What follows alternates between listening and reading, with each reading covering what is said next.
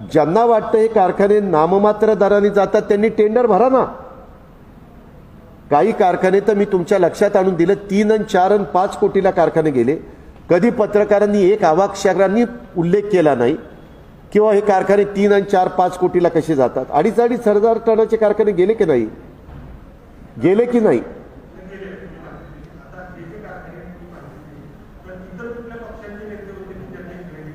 मला मी काही चौकशी करणार नाहीये। मला कुणाचे दुसऱ्यांची नावं घ्यायचं काही कारण नाही। ज्याला काढायचं असेल, तुम्ही आता कंपन्यांची नावं दिली, ती कंपनी तुम्ही जर बटन नेटवर टाकलंय आणि बघितलं तर त्या कंपन्यांचे डायरेक्टर लगेचच समोर येतात, ते काही झाकून राहत नाही। ज्याला फार चौकशी करायची अतिशय ज्याला मोकळा वेळ असेल त्यांनी ते करावं। मला काही मोकळा वेळ नाहीये आणि मी काय तो धंदा स्वीकारणार आहे। मी राज्याचा एक लोकप्रतिनिधी म्हणून काम करतोय, पण सतत अजित पवारला टीव्हीला दाखवायचं, त्यांच्या नातेवाईकांना दाखवायचं, त्यांचा उल्लेख करायचा आणि हे करत असताना काहीतरी गौड बंगाल केलेलं आहे, काहींनी म्हणायचं बेईमानी केली। कुणी बेईमानी केली? बेईमानी केली म्हणतात, त्यांना काही थोडंसं काही जनाची नाही मनाची वाटत नाही? आणि जर कुणी बेईमानी केली असेल तर केस दाखल करा ना, FIR दाखल करा। बरेच दिवस महाराष्ट्रातल्या जनतेला मला सांगायचं होतं की अनेक वर्ष महाराष्ट्रातल्या साखर कारखानदारीच्या बद्दल खूप काही बोललं गेलं, खूप काही बातम्या आल्या, मधीच बातम्या आल्या, मधीच थांबल्या, पुन्हा बातम्या आल्या, अशा पद्धतीनं चाललं। खरं अनेक वर्षापासून म्हणजे या गोष्टीला जवळपास 12-15 वर्ष झाली असतील, मी ह्या सगळ्या बातम्या येत असताना मी म्हणलं की कशाला आपण त्याला उत्तर द्यायचं, परंतु ते आता फार त्याचा अतिरेक झाला। त्याकरता राज्यातल्या जनतेला वस्तुस्थिती कळावी आणि ही सगळ्या माझ्या पत्रकार मित्रांनी पण नीट समजून घ्यावी। काही लोकांनी त्या काळामध्ये असे आरोप केले की 25,000 कोटीचा भ्रष्टाचार झाला, काही लोकांनी आरोप केले 10,000 कोटीचा भ्रष्टाचार झाला।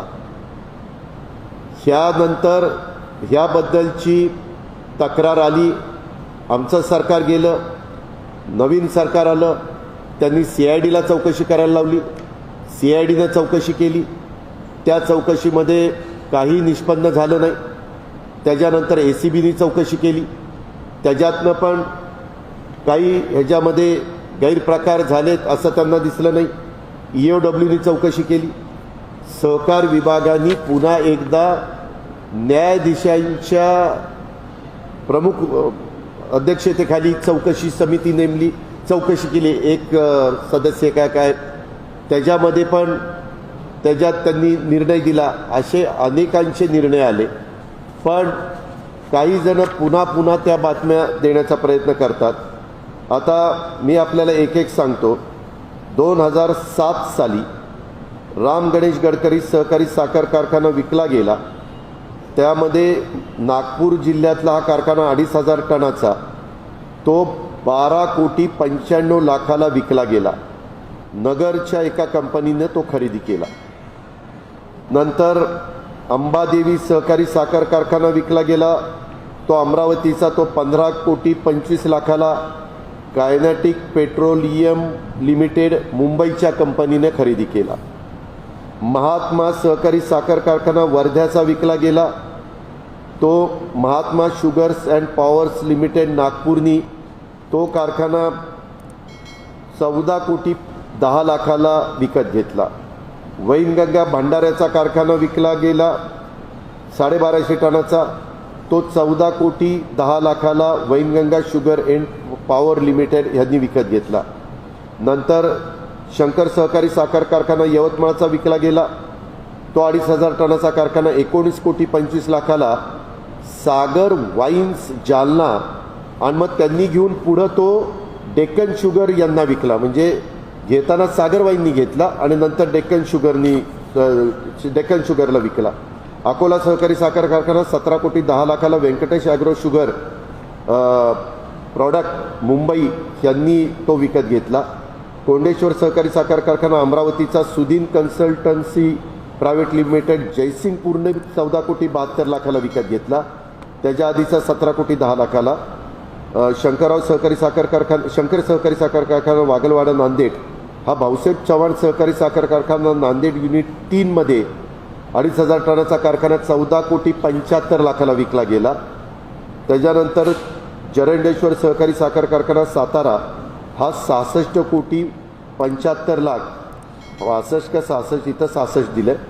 गुरु कम्युनिटी प्रायव्हेट लिमिटेड मुंबई यांनी तो विकत घेतला. गुरु कम्युनिटी प्रायव्हेट लिमिटेड मुंबई.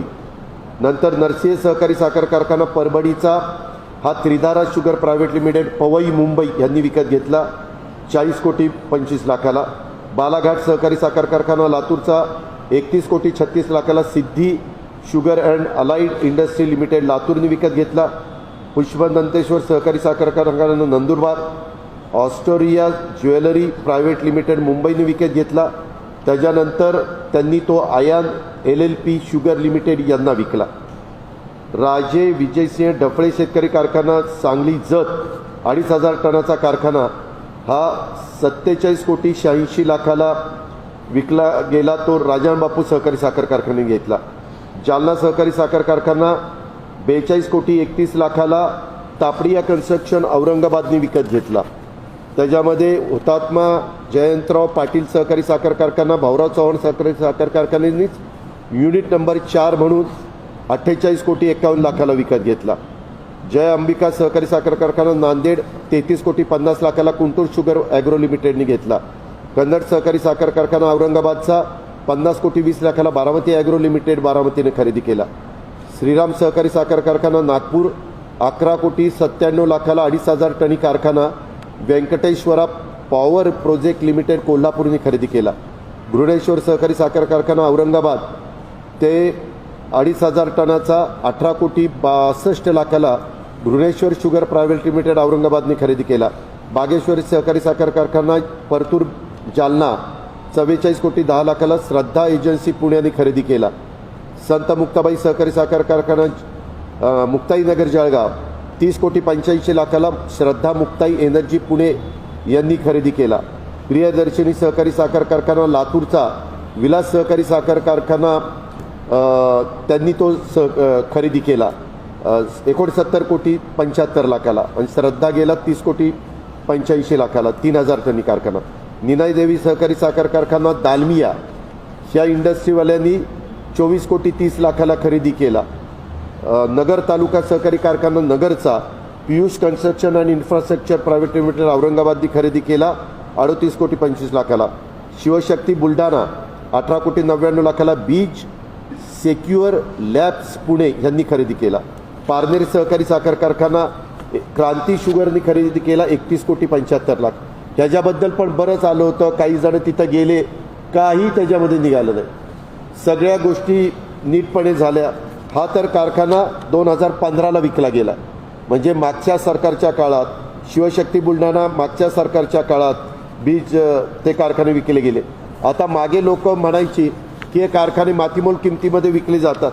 18,99,00,000 31,75,00,000 38 कोटी 24 कोटी असेच कारखाने विकले जातात. आणि मी तुम्हाला नंतर पण दाखवणार आहे. तर ती लिस्ट आली का रे ह्याची 11 कारखाने ह्याला दिले होते. वेद पाठकला सांगितलं होतं काढायला. फोटो प्रिंट आपले व्हॉट्सॲप आलेला होता. मी सकाळी सांगितलेलं होतं. तर त्या तापडी हे कारखाने एवढे विकले गेले. हे झाले एकूण 26 कारखाने म्हणजे पारनेर धरून. आता 27वा कारखाना 2016 साली मागच्या सरकारच्या काळात 43,95,00,000ला natural sugar and allied industries limited यांनी 43,95,00,000ला खरेदी केला 2,500 टनाचा. मुखेडचा जय शिवशंकर सहकारी साखर कारखाना शिवाजी सर्व्हिस स्टेशन बराळी जिल्हा नांदेड 28,04,00,000ला खरेदी केला. संत एकनाथ सहकारी साखर कारखाना सोलापूर तो 2017ला विकला. त्याच्यामध्ये 13,23,00,000ला सध्या जमीन विकलेली आहे. कारखाना अजून विकलेला दिसत नाही. तासगाव सहकारी साखर तासगाव पलूस सहकारी साखर कारखाना SGZ and SGA sugar JV limited 37,37,00,000ला त्या ठिकाणी विकला गेला. हे झाले जिल्हा मध्यवर्ती सहकारी बँकेने विकलेले कारखाने एकूण 30. त्याच्यानंतर जिल्हा मध्यवर्ती सहकारी बँकांनी सरफेसी कायद्याअंतर्गत विक्री केलेले कारखाने गिरणा सहकारी साखर कारखाना नाशिक जिल्हा बँकेने विकला 27,55,00,000 आर्म स्ट्रॉंग इन्फ्रास्ट्रक्चर लिमिटेड तालुका मालेगाव. यशवंत सहकारी खानापूरचा विकला गेला. गणपती कृषी औद्योगिक सर्व सेवा सहकारी सोसायटी सांगली 56,51,00,000. जगदंबा सहकारी साखर कारखाना जिल्हा बँकेत नगर जिल्हा बँकेने विकला 28 कोटीला. इंडिकॉन अंबालिका शुगर अहमदनगर. दत्त सहकारी साखर कारखाना आसुर्लेचा विकला गेला 108 कोटी. दालमी यांनी हा घेतला. तो इंदिरा गांधी सहकारी साखर कारखाना कोल्हापूर, आथणी शुगर लिमिटेड बेळगाव यांनी तो 93 कोटीला घेतला. बेलगंगा सहकारी साखर कारखाना जळगावचा 2,500 टनी.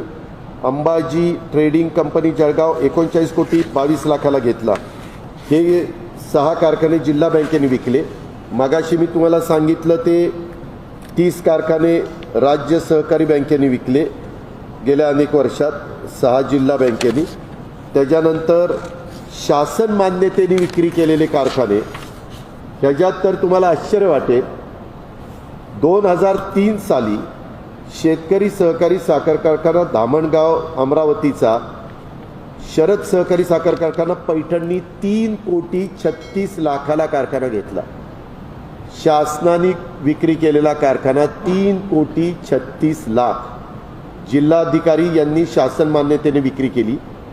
गोदावरी दुधना सहकारी साखर कारखाना परभणीचा 23,75,00,000 रेणुका शुगरनी घेतला. औसायकांनी शासनाची मान्यता घेऊन विक्री केली तो कारखाना. सिंदखेडा सहकारी साखर कारखाना धुळा हा सिटीजन इंडिया प्रायव्हेट लिमिटेड हा कारखाना औसायकांनी शासनाची मान्यता घेऊन विक्री केला 10,90,00,000. त्याच्यानंतर मराठवाडा सहकारी साखर कारखाना कळमनुरी हिंगोली 1,800 मेट्रिक टनाचा 5,88,00,000 भाऊराव चव्हाण सहकारी साखर कारखान्याने खरेदी केला. 5,88,00,000. जिल्हाधिकारी यांनी औसायक म्हणून विक्री केली. बाराशिव सहकारी साखर कारखाना हिंगोली 28 कोटीला पूर्णा सहकारी साखर कारखान्याने तो खरेदी केला. संजय सहकारी साखर कारखाना तो 3,52,00,000 2,500 टनाचा कारखाना सागर सहकारी साखर कारखान्याने विकत घेतला. 3,52,00,000. म्हणजे 3 आणि 4 आणि 5 आणि 8 आणि त्याच्यात कुणी चर्चाही करत नाही, कुणी बोलतही नाही. ते हे झाले कारखाने शासनाच्या पूर्व परवानगीने विकलेले 6. म्हणजे मगाचे 6. आता साखर कारखान्यांनी त्यांच्या स्तरावर विक्री केली. काही काही लोकांनी आपल्या स्तरावरच साखर आयुक्ताची परवानगी घेऊनच विक्री केली असतील. पूर्णा सहकारी साखर कारखान्यांनी त्यांचा एक कारखाना 2,500 टनाचा कपिश्वर शुगर अँड केमिकलला 38 कोटी 3,00,000 विकला. तो आत्ता 2020 विकला. भाऊराव चव्हाण सहकारी साखर कारखान्यांनी 2,500 टनाचा कारखाना 51 कोटीला MVK ॲग्रो फूडला विकला. भाऊराव चव्हाण सहकारी साखर कारखाना हडसणी यांनी युनिट क्रमांक 4 हे मगाचं युनिट क्रमांक 3 होतं, हे युनिट क्रमांक 4 सुभाष शुगर प्रायव्हेट लिमिटेडला 92 कोटीला 2020ला विकलं. अशा पद्धतीनं हे 3 कारखान्यांनी विकत घेऊन पुन्हा विकलेले अशा प्रकारचे आहेत. त्याचबरोबर शासन निर्णयानुसार, शासन मान्यतेनुसार सहयोगी भागीदारी भाडे तत्वावर देण्यात आलेल्या सहकारी साखर कारखान्यांची माहिती. त्याच्यामध्ये श्रीराम सहकारी फलटण कारखाना 2006ला 15 वर्षाच्या करारांनी दिलेला आहे. तो आता मला वाटतं करार तो संपेल. तो त्याचं भाडं वगैरे काय ठरलं ते आत्ता मला माहिती नाही. खंडाळा सहकारी साखर कारखाना 12 वर्षाच्या करारांनी दिला आहे. तो आत्ता मकरंद आबांनी ते पॅनल जिंकलं. शिवशक्ती सहकारी साखर कारखाना उस्मानाबादचा भैरवनाथ शुगर प्रायव्हेट लिमिटेडला 18 वर्षाच्या करारांनी दिला आहे. प्रतापगड सहकारी साखर कारखाना किसनवीरला काही 16 वर्षाच्या करारांनी दिला. रयत सहकारी साखर कारखाना 18 वर्षाच्या करारांनी कुमदा शुगर लिमिटेड बेळगाव कर्नाटकला दिला.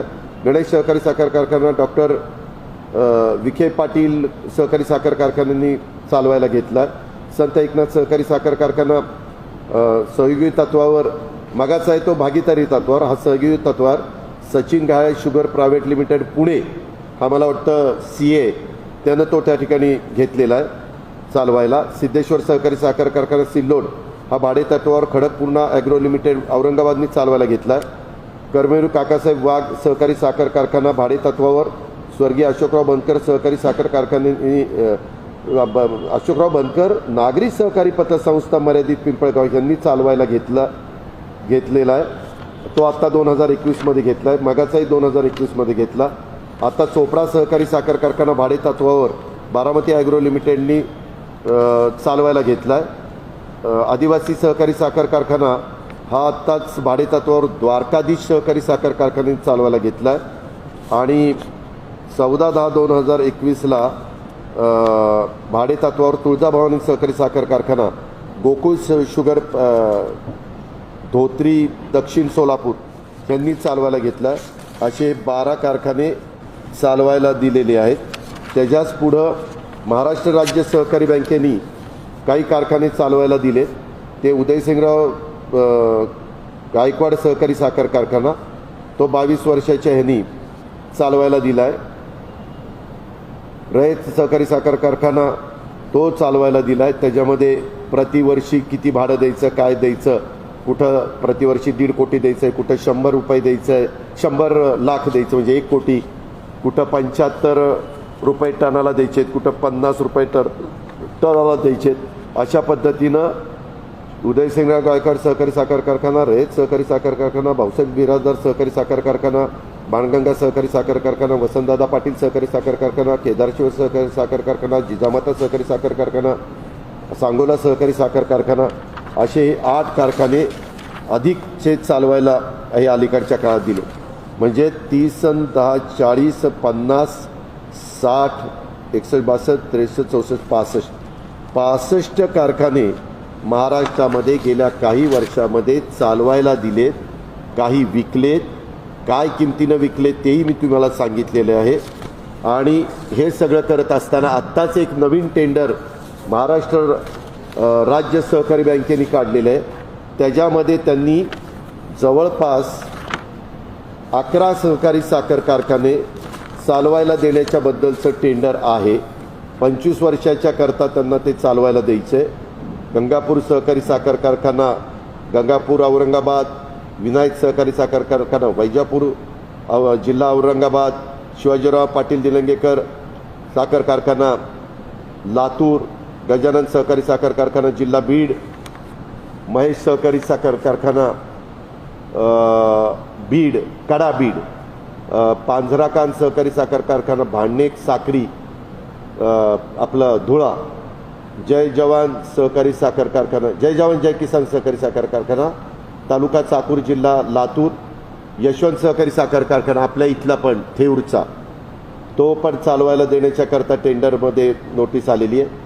स्वर्गीय बापूरावजी देशमुख सहकारी साखर कारखाना हिंगणघाट वर्धा, जय किसान सहकारी साखर कारखाना बोदेगाव दारवा जिल्हा यवतमाळ आणि दत्ताजीराव कदम सहकारी सूतगिरणी 10 साखर कारखाने आहेत आणि 1 सूतगिरणी आहेत.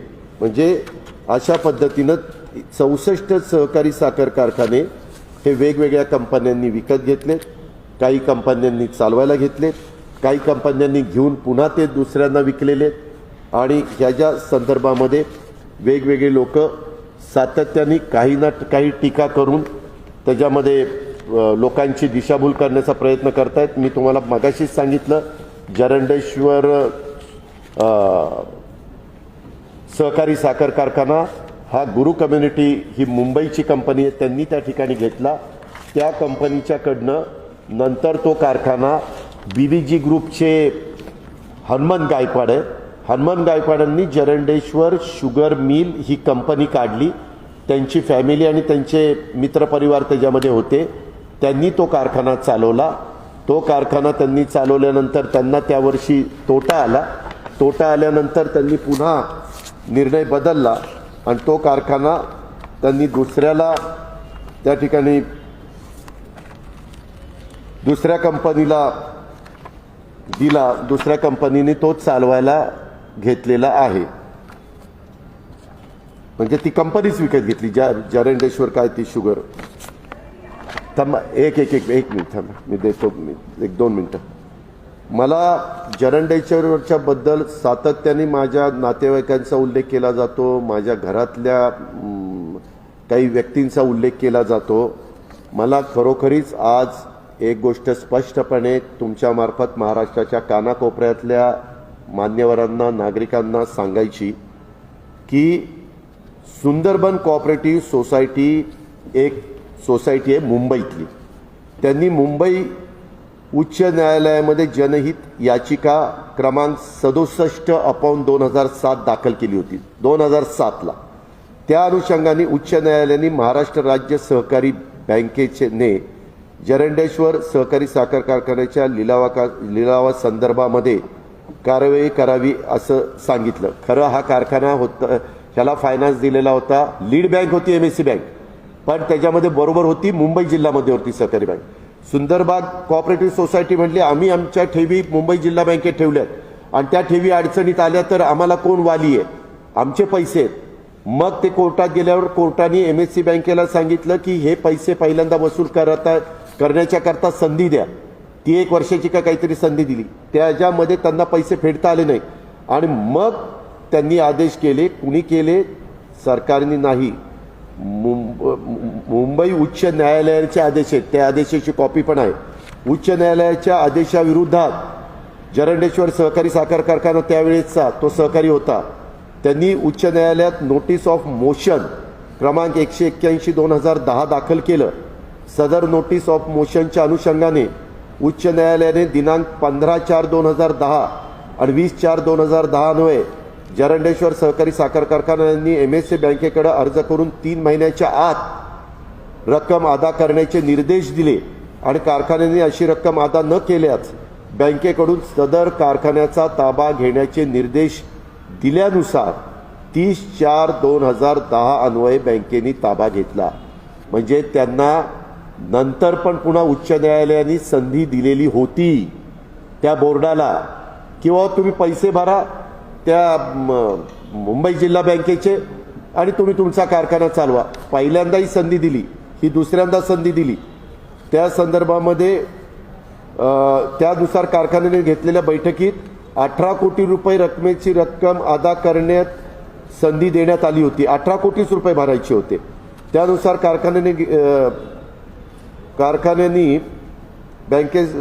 कारखान्याने 18 कोटी रकमेचा प्रस्ताव बँकेसमोर ठेवला, मात्र तो बँकेकडनं स्वीकारण्यात आला नाही. तदनंतर 15/6/2010 रोजी घेतलेल्या बैठकीत 26,50,00,000 रकमेचा दिलेला प्रस्तावही त्यावेळेसच्या बँकेने स्वीकारला गेला नाही. त्यामुळे उच्च न्यायालयाच्या जनहित याचिकेतील निर्णयानुसार सिक्युरिटायझेशन कायदा 2002 नुसार कारखान्याचा ताबा घेऊन वसुली करण्याबाबत MSC बँकेकडून निर्णय घेण्यात आला.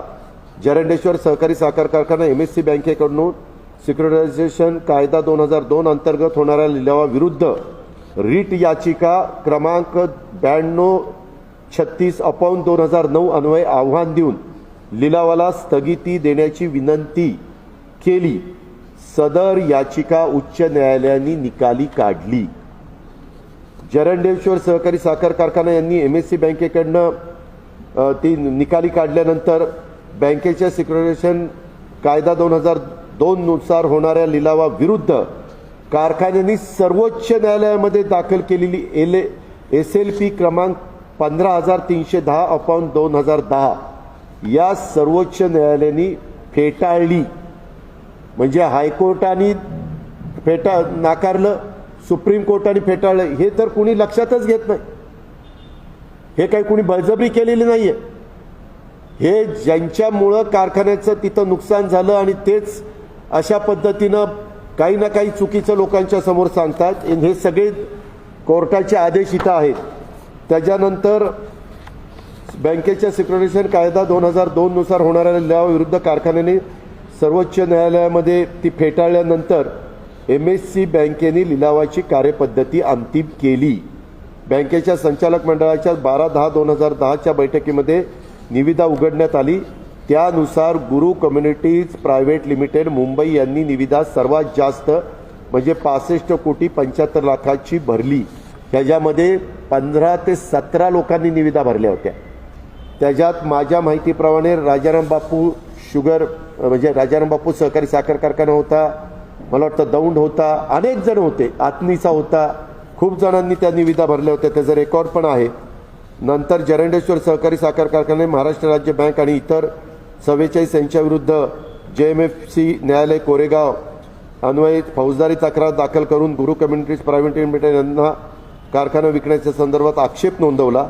त्यामध्ये JMFC कोर्टाने कलम 120B, 201, 409, 418, 420, 427, 465 आणि कलम 471 सह भारतीय दंड संहितेच्या कलम 34 नुसार आदेश पारित केले.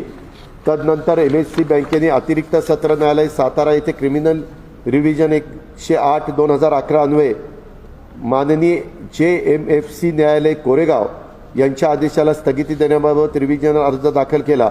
अतिरिक्त सत्र न्यायाधीश सातारा यांनी बँकेचा अर्ज मान्य करून भारतीय दंड संविधान 202 अन्वये या प्रकरणी सखोल चौकशी करण्याचे निर्देश माननीय JMFC न्यायालय कोरेगाव यांना आदेशास स्थगिती दिली. माननीय सत्र न्यायाधीश सातारा यांनी उपरोक्त आदेशांच्या विरुद्ध जरंडेश्वर सहकारी साखर कारखान्याने उच्च न्यायालयात मुंबई येथे क्रिमिनल रिट पिटिशन क्रमांक 3657/2012, 3563/2012 अन्वये दाखल केलेली याचिका माननीय उच्च न्यायालयाने 10/4/2013च्या आदेशाने फेटाळली. म्हणजे तिसऱ्यांदा का चौथ्यांदाही झालं. DRTचं मत त्याच्यामध्ये सिक्युरिटायझेशन कायदा 2002 मध्ये तरतुदीनुसार लिलावानंतर जरंडेश्वर सहकारी साखर कारखाना यांनी रिट पिटिशन 7490/2011 अन्वये या प्रक्रियेला घेतलेला आक्षेप तत्कालीन न्यायमूर्ती यांनी फेटाळून लावला.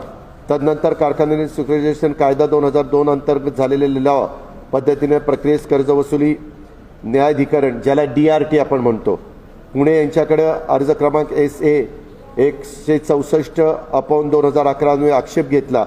सदरचा आक्षेप देखील DRTनं फेटाळला. तदनंतर कारखान्याचे सदस्य श्रीरंग साप्ते यांनी सिक्युरिटायझेशन कायदा 2002 अंतर्गत झालेल्या लिलाव प्रक्रियेस उच्च न्यायालयात याचिका क्रमांक 2843/2015 आणि 11313/2016 अन्वये घेतलेला आक्षेप न्यायमूर्तींनी तोही फेटाळला. तदनंतर कारखान्याचे सदस्य दिनेश बर्गे यांनी उच्च न्यायालयात दाखल केलेली विशेष अनुमती याचिका क्रमांक 8116/2017 सुद्धा फेटाळण्यात आली. त्यानुसार सिक्युरिटायझेशन कायदा 2002 अंतर्गत राबवण्यात आलेल्या प्रक्रियेविरुद्ध दाखल केलेले सर्व अर्ज व याचिका माननीय कर्ज वसुली प्राधिकरण उच्च न्यायालय आणि सर्वोच्च न्यायालयाने फेटाळलेले आहेत. त्यानुसार अतिरिक्त सत्र न्यायाधीश सातारा यांनी या प्रकरणी अन्वेष तपासणी केलेली आहे. माननीय उच्च न्यायालयाने देखील 10/4/2013 अन्वये आदेश देताना स्पष्ट केले आहे की आयोगाकडून ही प्रक्रिया राबवताना प्रथमदर्शनी कोणतीही चूक केल्याचे दिसून येत नाही. हे मी नाही म्हणत, हे न्यायव्यवस्था म्हणते की ज्या न्यायव्यवस्थेवर आपला सगळ्यांचा विश्वास आहे आणि त्याच्यावर आपला देश चाललेला. उच्च न्यायालयाने हे सांगितलेलं या प्रकरणी चौकशी अन्वये अतिरिक्त सत्र न्यायाधीश सातारा यांनी केली असून ते उच्च न्यायालयाने वैध ठरवलं म्हणजे ती चौकशी केलेली. आता या प्रकरणी पुन्हा चौकशी करण्याबाबत अर्ज करणे म्हणजे न्यायालयाच्या आदेशाचे उल्लंघन व अपमान केल्यासारखे होईल. या बाबी पाहता JMFC न्यायालय कोरेगाव, अतिरिक्त सत्र न्यायालय सातारा, उच्च न्यायालय मुंबई आणि माननीय सर्वोच्च न्यायालय आदेशाचे अवलोकन होण्याची विनंती. ही वस्तुस्थिती आहे. हे कुणालाही जास्त इतक्या दिवसात माहिती नव्हतं कारण पण नव्हतं, कारण जे जायचे त्यांना ते माहिती असायचं. पण निव्वळ कुणाची तरी बदनामी करायची, कुणाला तरी टार्गेट करायचं, त्याच्यातनं जनतेची दिशाभूल करायची. जनतेला सगळं माहिती नसतं. आज मी हे सगळं सांगितल्यानंतर कदाचित आता लोक त्यावर विश्वास ठेवतील आणि त्याच्या संदर्भातल्या ह्या कोर्टाचे आदेश, हे सुप्रीम कोर्ट इंडिया सुप्रीम कोर्टाचे ऑर्डर, ही the high court of Mumbai criminal appellate त्यांची ऑर्डर, त्याच्या संदर्भातल्या ह्या सगळ्या ऑर्डर इथं आहेत. अशा पद्धतीचं हे सगळं चाललेलं आहे.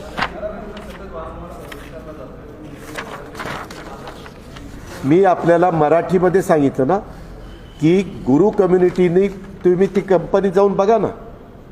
आता अहो तेच मालक आहेत, आपल्याला समजतं का नाही?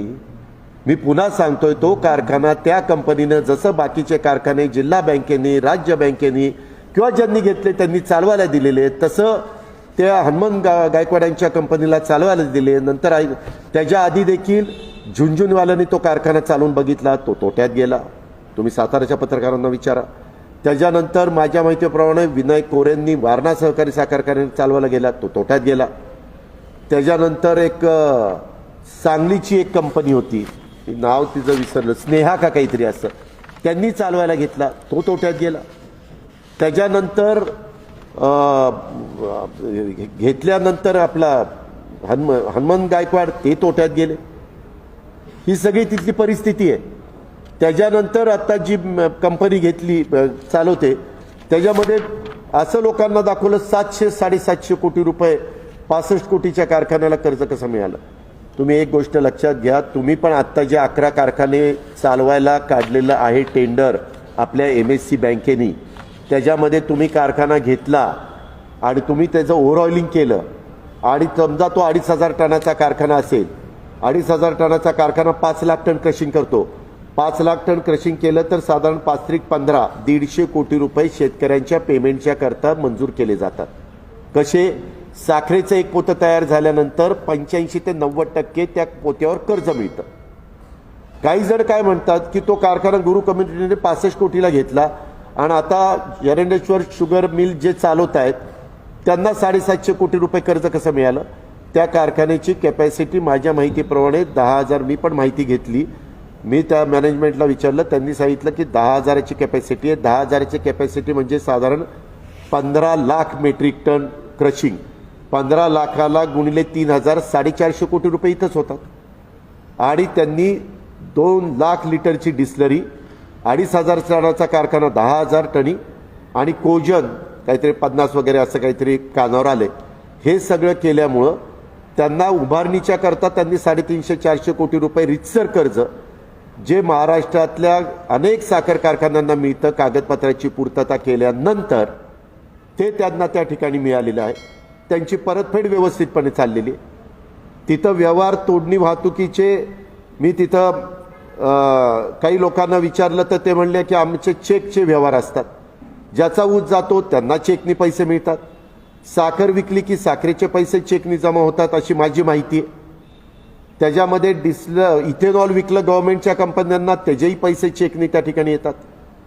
कुठल्याही प्रकारे वेगळा तिथं व्यवहार करत नाहीत असं कानावर त्या ठिकाणी आलेलं आहे. हा, एकाने विचारा ना बाबा.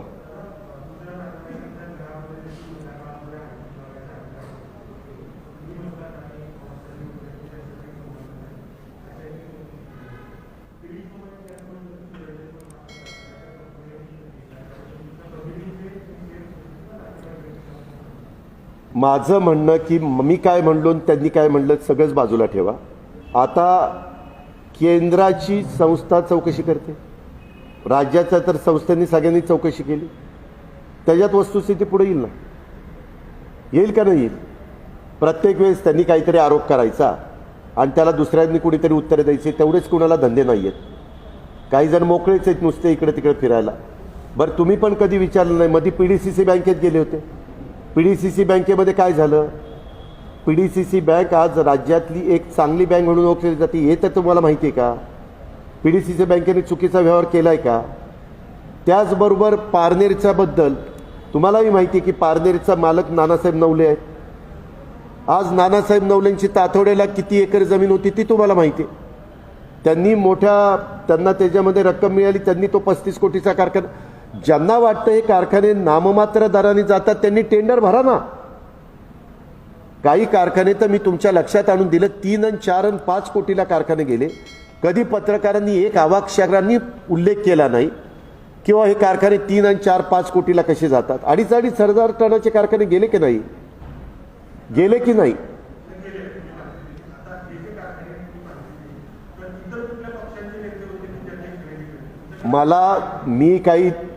मी काही चौकशी करणार नाहीये.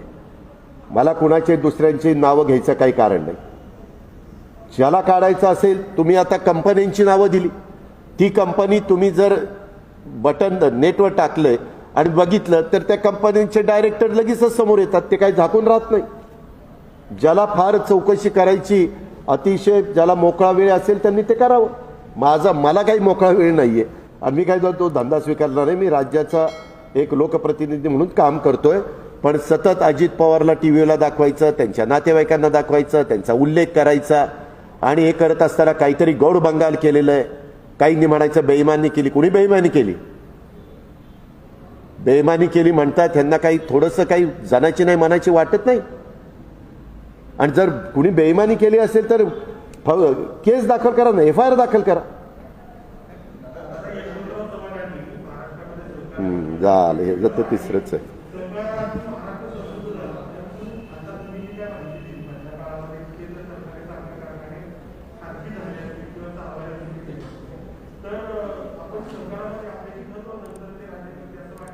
आपण अपयशी अजिबात ठरलो नाही. आज देखील सोमेश्वर सहकारी साखर कारखाना मी 80% मतं घेऊन 90% मतं घेऊन जिंकलेला आहे. हे जरा माहिती घ्या आपण तिथं जाऊन.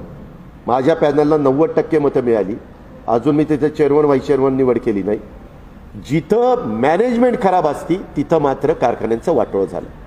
मागच्या काळामध्ये दुर्दैवानी काही लोकांनी ज्या भागामध्ये ऊस नव्हता, उदाहरणार्थ विदर्भात ऊस पिकत नाही तरी तिथे कारखाने काढले. नाही कारखान्यांना मदत करावी तर सरकारवर आरोप होत होता, ठराविकच भागात कारखाने निघतात, आम्हाला पुढे यायचंय, आम्हाला 2 पैसे पाहिजेत, आमच्याकडे आर्थिक सुबत्ता आली पाहिजे, आमच्याकडे शिक्षण संस्था काढल्या पाहिजे, म्हणून तो प्रयत्न झाला. तो सपशेल अपयशी ठरला. आपण अनेकदा, मी त्या केंद्रीय मंत्र्यांचं नाव घेत नाही, पण एका केंद्रीय मंत्र्यांचं स्टेटमेंट आहे, मी साखर कारखाने विकत घेतले, ती माझ्या आयुष्यातली सगळ्यात मोठी घोडचूक. म्हणतात की नाही, तुम्ही ऐकताना हे अजित पवार स्वतःच्या तोंडचं बोलतो का?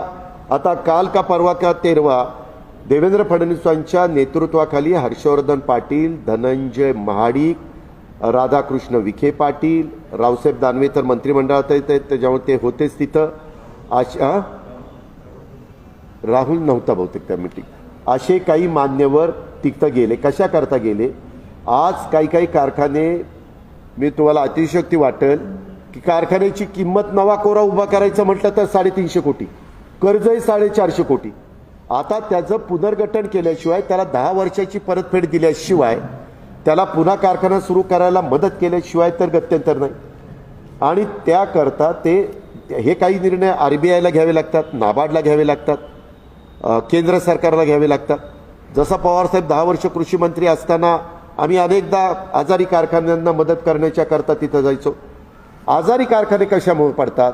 एक तर मॅनेजमेंटचा गलथान कारभार, दुसरं दुष्काळ पडला, ऊस नाही मिळाला आणि कारखाना सीझन बंद राहिला, तिसरं त्याच्या संदर्भामध्ये साखर विक्री करताना नीटपणे संचालक बोर्डांनी लक्ष न देता कोणाला साखर विकली, दुर्दैवाने त्याचे पैसेच आले नाही.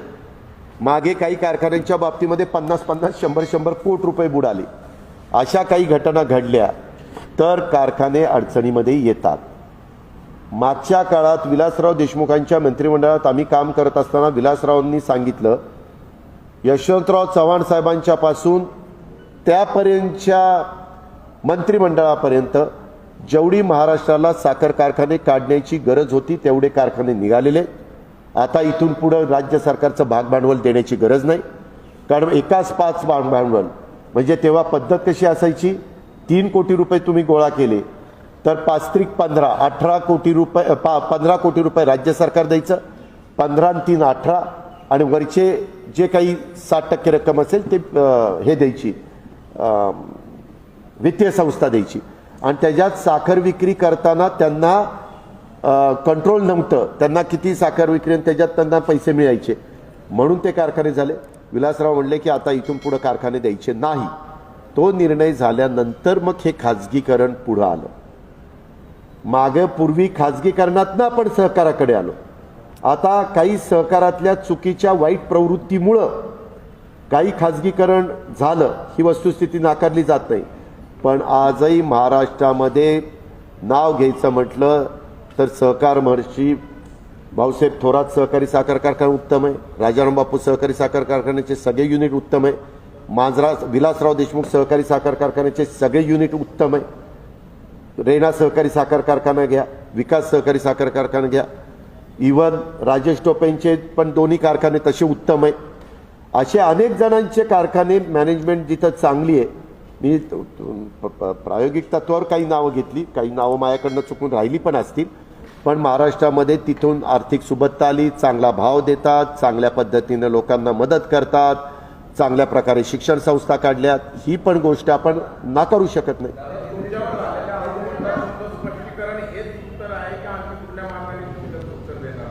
आता अजून कसल्या मार्गाने देतो बाबा?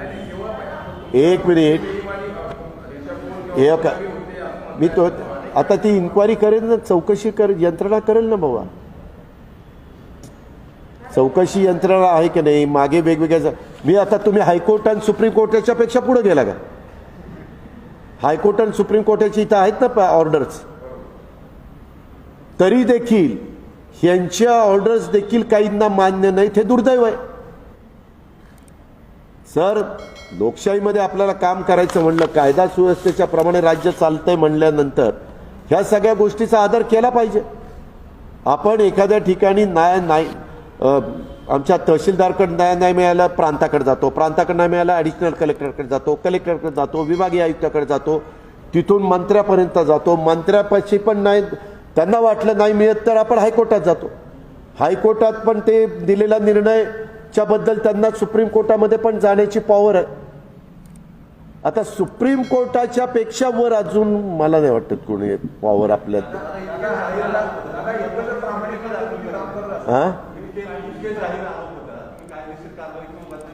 हो का? मी आपल्याला सांगतो, त्याच्यात वकील देणं आम्हाला तुम्हाला सगळ्यांना लहानपणी सांगितलेलं आहे, कोर्टाची पायरी चढायच्या भानगडीत पडू नये. बाकीचे जण करत असतील त्याला उत्तर देण्याच्या करता आम्ही जाऊ. पण माझा स्वभाव असा आहे, मी आजपर्यंत काम करत असताना कुणालाही, माझा मित्र असू, शत्रू असू, सहकारी असू किंवा आणखीन कोणी विरोधक असू, मला ते तसलं राजकारण आवडतच नाही. आपलं काम भले आपण भले.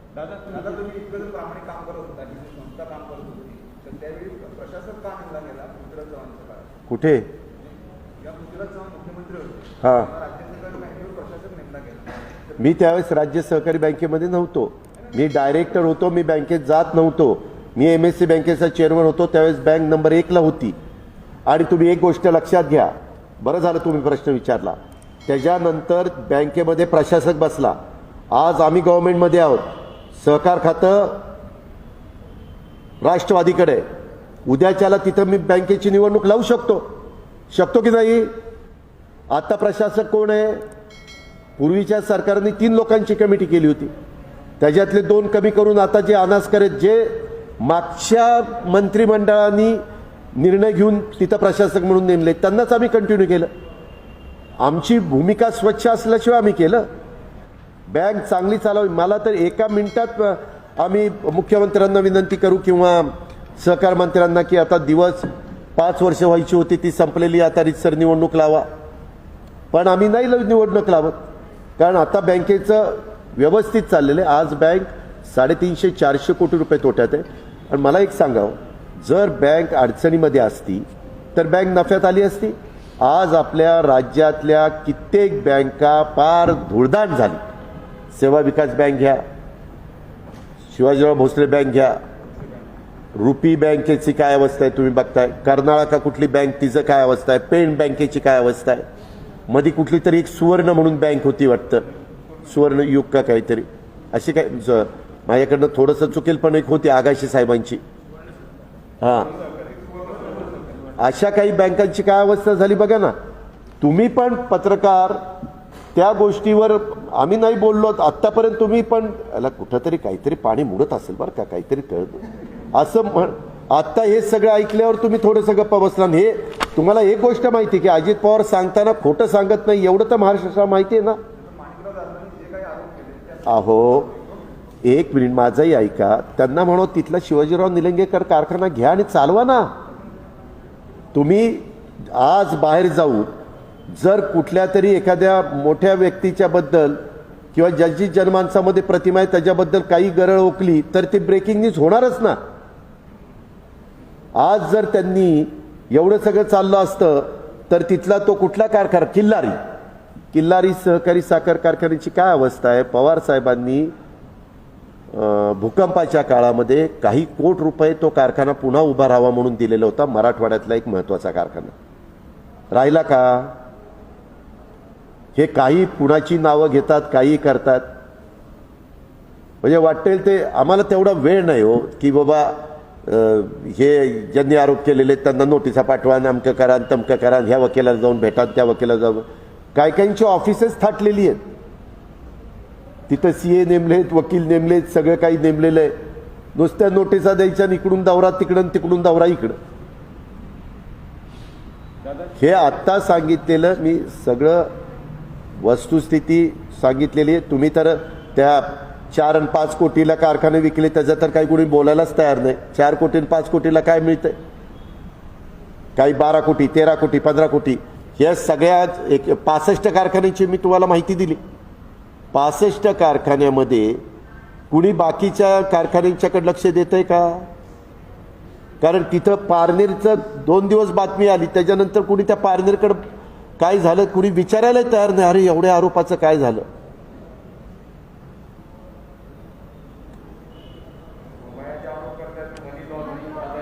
अहो मी तेच म्हणतोय, आता चौकशी होती ना बाबा. काय जे काही व्हायचं ते त्याच्यामध्ये होईल ना. ते तर तुम्हाला झाकता येणार नाही ना. का लपवता येईल, झाकता येईल. आमचं एवढंच म्हणणं आहे की यंत्रणेने काम त्यांच्या पद्धतीनं करावं, पण मग सगळ्यांच्या बाबतीमध्ये एक न्याय लावावा. जेवढे जे काही कारखाने आहेत, हे जे ठराविकच कारखाने डोळ्यासमोर ठेवून जी काही बदनामी चाललेली आहे, दिशाभूल चाललेली आहे, गैरसमज पसरवण्याचं काम चाललेलं आहे, लोकांच्या मध्ये संभ्रमावस्था निर्माण करण्याचं काम चाललेलं आहे.